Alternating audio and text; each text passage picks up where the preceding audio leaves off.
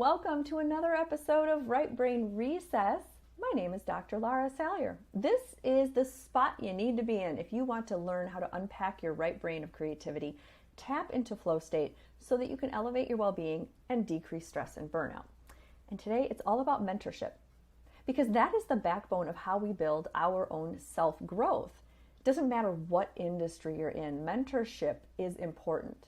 And whether you use the words of professor and teacher, student or learner, mentor or mentee, it's that collection of people learning together. And a mentor is simply somebody who is a few steps ahead on the ladder compared to you. They don't have it all figured out. And today I want to share my top 6 tips that I used when I was picking my own mentors. And these are applicable in any industry. Now, I'm speaking on the behalf of healthcare. As a person who runs her own private micro practice in functional medicine, I had to learn a few things. And seeking out mentors, I had some mistakes along the way, and I don't want you to make them. It's a tragedy that hospitals are now being built without doctors' lounges, so we don't have that opportunity to have vulnerable conversations and ask for assistance. But have no fear, I think technology is to our advantage because we can have mentorships that are robust and very supportive across the world.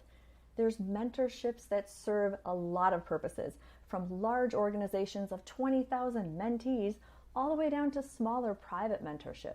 And these 6 tips will help you decide how and where to find your next professional mentor. So let's dig in. Let's start. Number 1, why are you seeking mentorship? It's really good to be clear. I have used mentors for publishing a book, for learning how to run a faster mile, for coaching me on public speaking. So sometimes they have a very, very small, narrow niche, but even if they do have a purpose, you should always be looking for a mentor that offers more than just that main topic. Let's be honest, when you show up, you do one thing is the way that you will do all things. So you'll learn a lot outside of whatever industry or purpose that you're using that mentor for.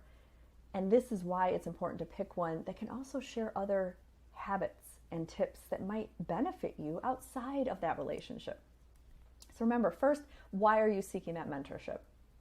Second, make sure you look at their life. Are they living a life that you would like to replicate? That's really important. Even if it's just a mentorship on some one facet, look at their whole life. Are they stressed? Are they coming to appointments late? Do they always seem like they don't have their time organized? Is their social media a mess? Are they unable to explore their own hobbies? They have no social life. Are they a working parent or are they a single person? Do they live in a city or a rural area? All these things will create that avatar of a mentor that you're seeking. And the more that it overlaps with your lifestyle, or at least the lifestyle you seek to have, will be a better fit for you. If you're in a medical mentorship, ask, are they even seeing patients anymore? That can be really tricky, right? I mean, your clinical knowledge is one thing, but when you stop immersing yourself in the day-to-day aspects of running a clinical practice, it's easy to forget all the little ways that you can optimize and be organized and efficient when you're not doing those every day. So really be discerning on how you are picking that mentor. If they've been retired from whatever industry you're in for more than 5 years, it's likely that they may not be as in touch as you need. Number 3, look at their core values. You know, I'm all about core values. I talked about it in my book, Right Brain Rescue. As I went from burnout to bliss, I had a reset. I was able to look at my core values and make better decisions. Now, not a lot of people have their core values listed on their website or on their social media, but you can kind of read between the lines. Look at their social media. Is it relatable? Is it educational? Is it approachable? Do you feel like there's support? Do you feel like there is this camaraderie that you would find good energy in a mentorship with them? You can actually see it in their words and how they conduct themselves. So is their language affable? Is their language encouraging? Or is it condescending and splitting? All too often, I see mentorships that are saying it's a us versus them mentality, or me versus you, or a lot of exclusionary words. They seem to have lost that ability to hold 2 truths in either hand and say, this is my opinion, but not at the detriment of the other person, especially in healthcare. We need to be embracing of all aspects, and having a mentor that is using the language of more splitting and polarization might not be that good fit for you. You want somebody who's open-minded, who's curious, and able to grow in that way without a fixed mindset. Number 4, speaking of growth, is the mentor that you're looking at. Are they engaged in their own mentorship? Are they looking to elevate their own purpose? Because it's a watershed. If your mentor is working on their own stuff, then you're going to benefit. Whatever they're learning, they're going to pass down to you. So make sure your mentor isn't stale. Make sure they are always achieving a higher purpose as well. See, are they attending conferences in your industry, especially in medicine? Are they up to date with their clinical knowledge? Do they understand that partnering with their own mentors is a good purpose and it levels up their knowledge? Because if they have the attitude of, this is how I've always run my mentorship, this is what I am, I've got it all figured out, that's pretty close-minded. And I would pass on that. Number 5, do they have a feedback system in place? This is really important. You can ask that on your interview if you're having a discovery call with a potential mentor. Do they have a feedback system? And what I mean is, do they elicit and invite their mentees to give them feedback? Feedback helps shape that mentorship program, keeping it fresh and keeping it relevant to whoever's participating in there. So if they have a robust system of gathering feedback and then acting on it with routine conversations and collaborations, then that might be the right fit for you. Make sure they have boundaries as well. You want to see crystal clear boundaries.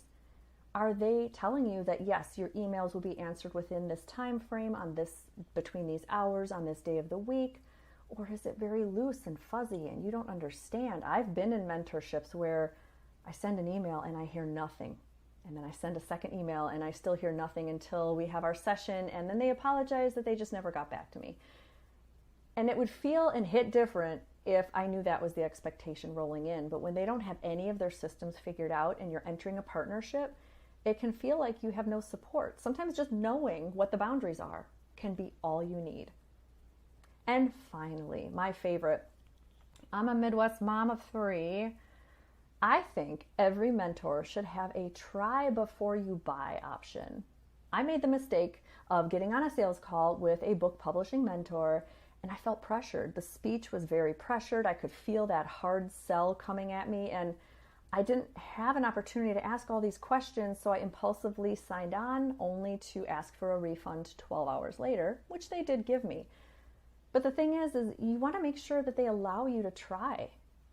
Anybody worth their weight in gold, whether it's a physician or any other industry CEO, if you're mentoring with somebody, you want to work with people that want to work with you, that match your energy.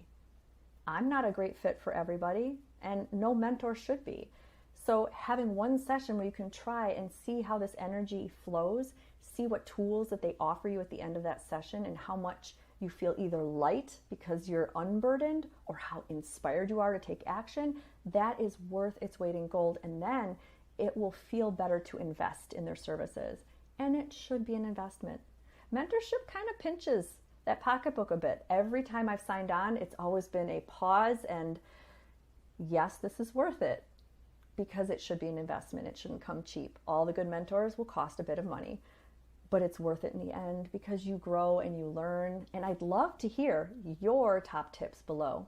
If you have partnered with a mentor, what was the thing that made your decision easy, and what do you look for in a mentorship? Put it below and I would love to hear them. As we grow, when we make space in our lives, that's where our creativity can come forward and you optimize your flow and feel better and live longer. So thank you for listening. And I can't wait to talk at the next recess about how we can help patients find their best functional doctor. Until then, enjoy coloring